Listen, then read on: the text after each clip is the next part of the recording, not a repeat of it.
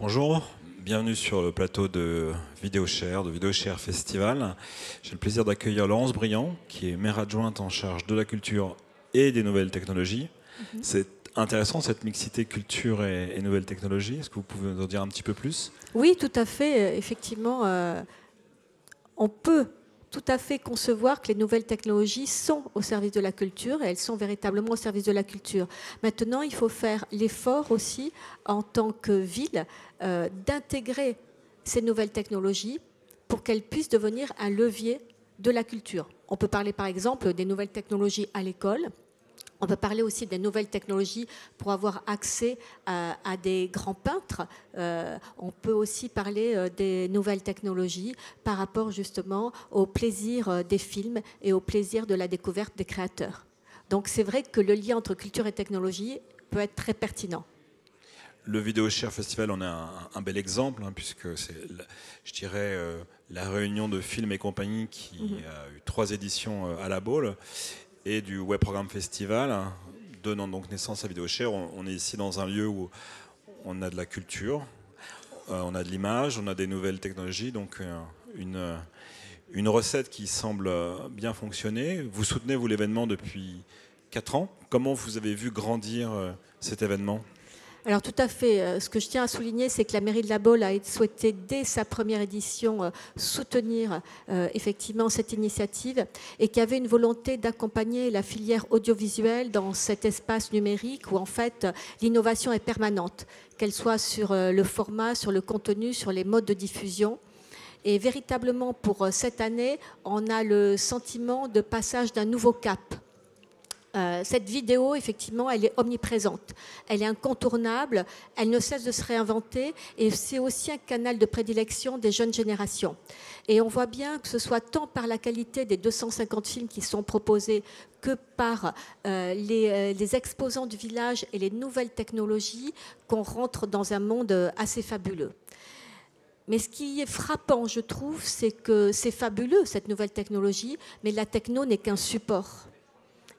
Et c'est très rassurant, ce qui compte véritablement, c'est la capacité des hommes à créer une idée originale et à la magnifier. Donc oui, la techno est extraordinaire, mais l'humain reste l'élément essentiel pour véhiculer une idée, une image pour une entreprise ou pour autre chose. Quels sont vos grands chantiers à la Baule, justement, tout au long de l'année? Vous parliez de l'éducation de la jeunesse. Peut-être que vous avez aussi d'autres actions. Et est-ce que vous êtes une ville qui a une bonne connectivité? Alors, oui, il y a un enjeu aujourd'hui au niveau des villes, justement par rapport à cette connectivité. Il y a aussi une demande forte des populations. Aujourd'hui, on est sur un projet de déploiement de la fibre, donc du très haut débit, pour tous les habitants, en partenariat avec Orange et SFR, et c'est véritablement une volonté politique. On aimerait que ça aille plus vite, on veut toujours que ça aille plus vite.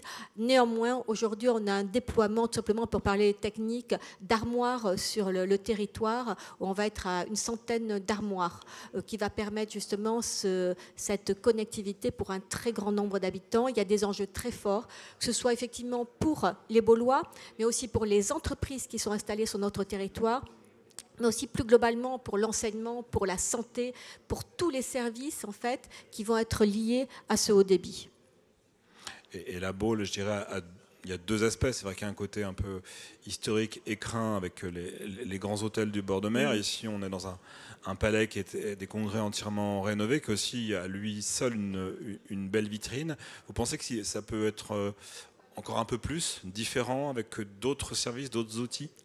Oui, je pense qu'on est seulement au début de ce qui va se passer. Si nous-mêmes, nous nous retournons 10 ans en arrière, on ne pouvait pas imaginer il y a 10 ans tout ce qu'on vit aujourd'hui, tout ce qu'on découvre aujourd'hui. Donc, ce qui est vraiment caractéristique, c'est que ça va très très vite et qu'on ne sait pas encore aujourd'hui ce qu'on va être capable d'inventer demain. Et c'est ça qui est merveilleux. On vit une époque qui peut être stressante, qui peut être déstabilisante, mais elle reste merveilleuse par cette innovation qui est permanente et qui nous ouvre des champs extraordinaires.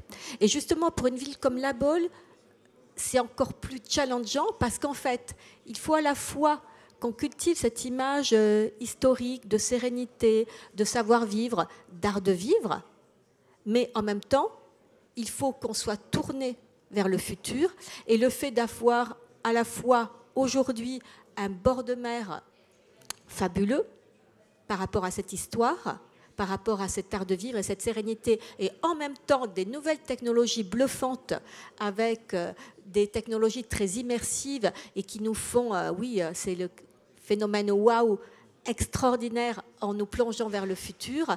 On voit qu'en fait, ce n'est pas une dichotomie, c'est deux éléments qu'on peut travailler de manière concomitante et qu'il faut travailler de manière concomitante.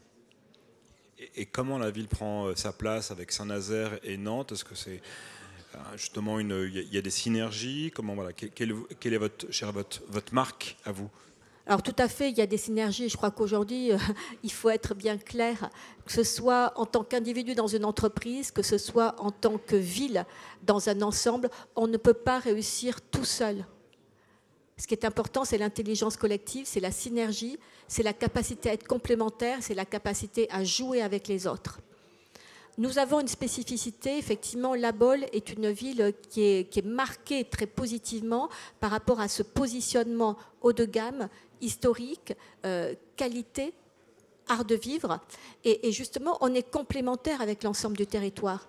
Et on travaille ces synergies et on ne peut que les améliorer dans le futur. Et dans votre calendrier des prochains mois, est-ce qu'il y a des actions intéressantes, importantes à relever? Alors, il y a toujours des actions intéressantes. Si on reste par rapport au monde de l'image, on aura le Festival de cinéma et musique de film au mois de novembre, qui est un élément qui va être, je dirais, très important, très significatif. C'est laquelle édition? Ça sera, alors que je ne vous dise pas de bêtises, je crois, ça sera la 5e édition. Donc c'est un festival qui prend véritablement son ampleur et qui nous permet aussi de rayonner au-delà de nos frontières. On a aussi des éléments qui sont sportifs, puisque la ville est une ville aussi extrêmement sportive, que ce soit par rapport au triathlon ou par rapport au CSIO, qui nous permettent effectivement d'avoir un rayonnement international.